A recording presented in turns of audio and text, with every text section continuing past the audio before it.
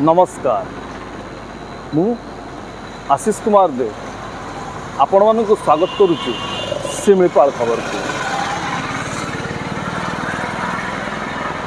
जेपरिक आपण मैंने समस्ते जानती मयूरभंजिया एवं केन्दुझरिया दिने भाई भाई थिले हेले समयर विडंबना कहतु अथवा राजनैतिक चक्रांत कहतु आपण मैंने जो ऑफिस को वर्तमान देखुंत ये कार्यालय केवे स्थापित होता एवं यार उद्देश्य कौन थी एवं यह कौन कार्य वर्तमान करुच्ची